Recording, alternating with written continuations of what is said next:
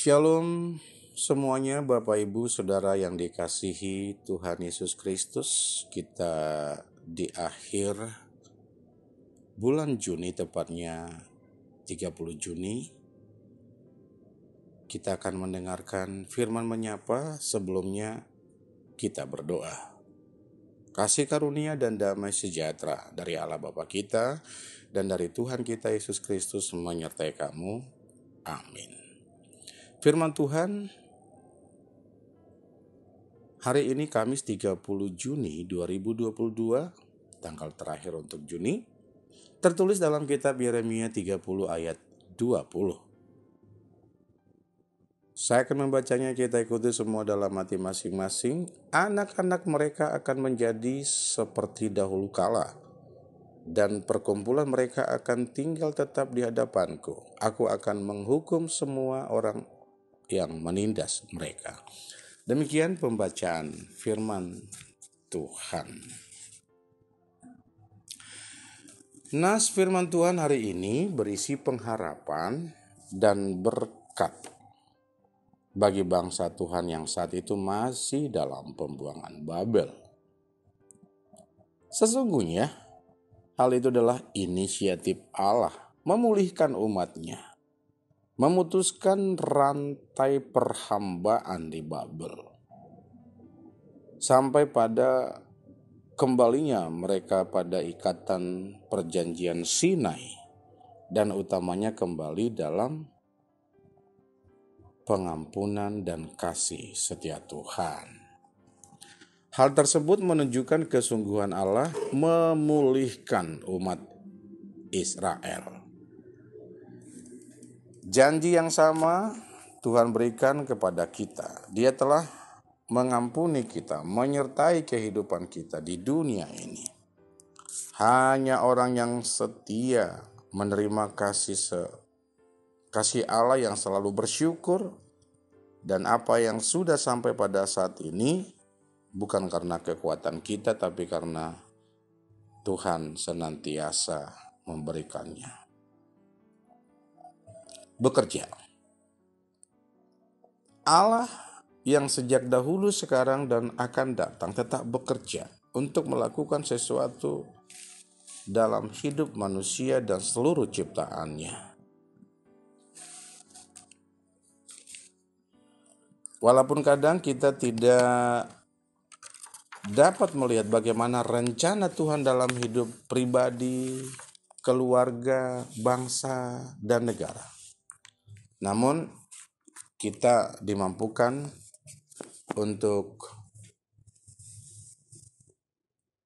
memahami, memaknai makna rencana Allah itu dalam kehidupan seseorang, kelompok, bangsa, dan negara. Bapak Ibu Saudara yang dikasihi Tuhan Yesus Kristus, seorang anak yang mengalami masa lalu yang kurang bagus, yang kita sebut dengan inner child, mengalami pengalaman pahit dalam kehidupannya. Batinnya teriak, hatinya luka. Mungkin waktu kecil dia sering dibully, ditolak oleh teman-temannya, dan dia terakhir mengisolasi diri dari masyarakat sekitar, sehingga dia menjadi trauma dalam kehidupannya. Ada contoh kecil, tokoh Adolf Hitler yang disebut dengan Nazi Jerman. Waktu masa remajanya, dia bercita-cita menjadi seorang biarawan, hidup di biara, menjadi pastor. Namun masa kecilnya, dia sering dipukuli oleh ayah tirinya. Bahkan pernah diikat di pohon, disiksa, dipukuli hingga pingsan. Sehingga itu menjadi satu trauma dalam kehidupannya. Kita tahu kepemimpinan seorang Nazi yang sangat kejam pada saat itu. Namun berbeda dengan kehidupan seorang Yusuf anak Yakub, kita tahu inner child-nya juga dialami oleh seorang Yusuf anak Yakub. Dia tidak disukai oleh abang-abangnya, saudaranya. Dibuang ke sumur, dijual, difitnah, hingga masuk penjara. Namun, dia menyadari bahwa itu sebagian daripada rencana Tuhan dalam kehidupannya. Walaupun pada saat itu belum bisa dia baca apa semua rencana itu. Namun jika kita menyerahkan kepada Tuhan, nantinya akan kita tahu bahwa rencana Tuhan ternyata begini. Bapak Ibu yang dikasihi Tuhan Yesus Kristus dan saudara-saudara seiman, inner child pada dasarnya dipulihkan dengan cara. Yang pertama, miliki rasa berharga. Jangan pernah minder. Yakinlah, nobody perfect. Tidak ada yang sempurna di dunia ini. Jika orang punya kelemahan, juga kelebihan. Yang kedua, miliki rasa aman. Percaya diri bahwa kita sangat berharga di hadapan Tuhan. Yang ketiga, relasi. Bagaimana mengkondisikan relasi kepada semua pihak, bersosialisasi dengan satu dengan lainnya. Yang keempat, sense of belonging, rasa memiliki. Memiliki hubungan yang positif kepada satu dengan yang lainnya. Kita adalah makhluk sosial yang berinteraksi dengan sesama, punya rasa memiliki satu dengan yang lain. Sehingga emosional kita terjaga, terkontrol secara positif.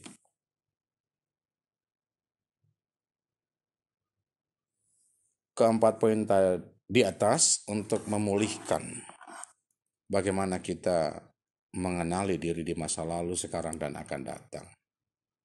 Yang pasti muaranya tetap kepada Tuhan yang telah memilih kita yang luar biasa. Kita adalah mahkota ciptaan Tuhan. Biarlah hidup kita senantiasa diwarnai anugerah daripada Tuhan. Masa lalu biarlah menjadi masa lalu. Tataplah ke depan. Biarlah rencana Tuhan yang bekerja dalam kehidupan kita. Dan yakinlah, rencana Tuhan yang terbaik dalam kehidupan kita. Sebagaimana sebuah lagu, Indah Rencanamu Tuhan. Indah rencanamu Tuhan di dalam hidupku,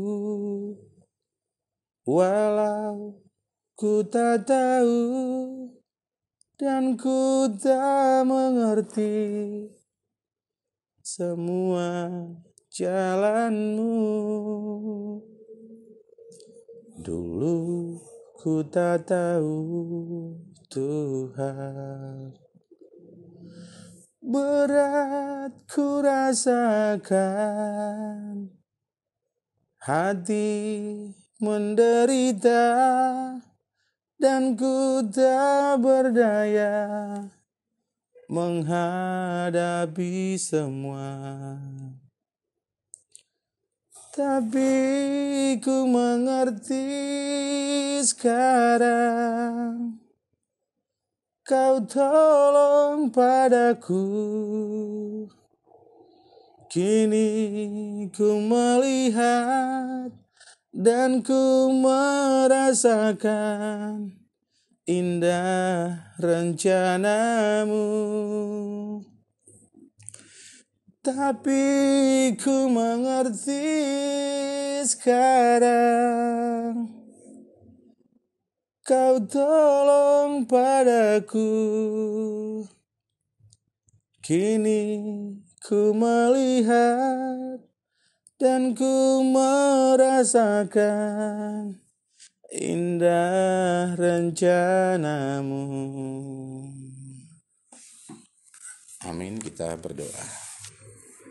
Terima kasih Bapa di surga melalui Yesus Kristus mengingatkan kami akan indah rencana-Mu dalam kehidupan kami. Walaupun kami sudah mengetahui bahwa rencana-Mu bukan rencana kami. Jalan-Mu lah, ya Tuhan, bukan jalan kami. Tetapi dikala itu terjadi dalam kehidupan kami, sering kami bingung arah mana yang harus kami lakukan. Bersyukur firman-Mu dan kidung pujian kami mengingatkan kami indah rencana-Mu dalam kehidupan kami. Terima kasih Bapa di surga. Biarlah senantiasa setiap insan menyadari bahwa kami berserah kepada rencana Tuhan dalam kehidupan kami. Hal-hal yang boleh kami lakukan merupakan kewajiban bagi kami. Biarlah kami lakukan dengan penuh sukacita. Berdoa untuk para tetangga kami. Berdoa buat saudara kami, keluarga kami, seluruhnya Tuhan. Biarlah dalam tangan pengasihan Tuhan yang selalu menjaga kami. Berdoa buat teman-teman kami, bahkan musuh kami yang mungkin tidak senang dengan kami. Karena kami tahu Keluaran 14 ayat 14, biarlah kami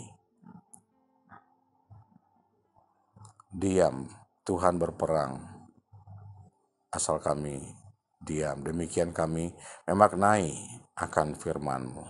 Tuhan Yesus, terima kasih atas bimbingan-Mu, arahan-Mu kepada seluruh anak-anak sekolah minggu kami, anak remaja kami, anak-anak poso kami. Dalam perjalanan kehidupannya ke depan, tuntun pimpin senantiasa Bapa. Demikian juga para orang tua dan para lansia, para sintua, semua yang kami kasih dan mengasihi kami. Biarlah senantiasa dalam limpahan anugerah-Mu menjalankan tugas-tugas mereka. Berdoa buat bangsa yang bergumul dengan perang. Biarlah Tuhan yang boleh bertindak memberikan kedamaian kepada mereka.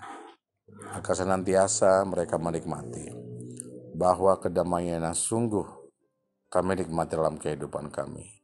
Berdoa buat pandemi ini senantiasa semakin melandai. Dan biarlah kami tetap dalam lindungan Tuhan dalam menghadapi berbagai problem dalam kehidupan kami. Terima kasih Bapa di surga. Buat jemaat-Mu yang dalam keadaan sakit penyakit, mari Bapa Engkau boleh tahirkan, boleh pulihkan senantiasa. Sehingga mereka menerima pemulihan daripada Tuhan. Yang berulang tahun kelahiran, ulang tahun pernikahan, biarlah senantiasa Engkau boleh memberikan kesembuhan, memberikan iman yang kuat kepada Tuhan sehingga mereka menikmati segala pemberian Tuhan dalam kehidupannya. Terima kasih Allah. Berdoa buat seluruh anak-anak difabel, anak berkebutuhan khusus senantiasa. Biarlah Tuhan memberikan mereka pemulihan senantiasa dalam menjalani kehidupannya. Terima kasih Bapa di surga. Berdoa buat anak-anak Tuhan dan para pemimpin-pemimpin, baik pemimpin gerejawi, juga pemimpin agama kami. Tuhan Yesus yang boleh menyertai mereka dalam kehidupan mereka. Syukur, hormat, kemuliaan hanya bagi-Mu Bapa. Kami juga sebagai manusia tidak manusia. Biarlah Tuhan mengampuni kami, sehingga kami menikmati segala luangan. Sembah, sujud, hormat, kemuliaan hanya bagi-Mu Tuhan Yesus. Dalam nama-Mu kami berdoa dan mengucap syukur. Amin. Shalom. Selamat beraktivitas. Tuhan Yesus memberkati.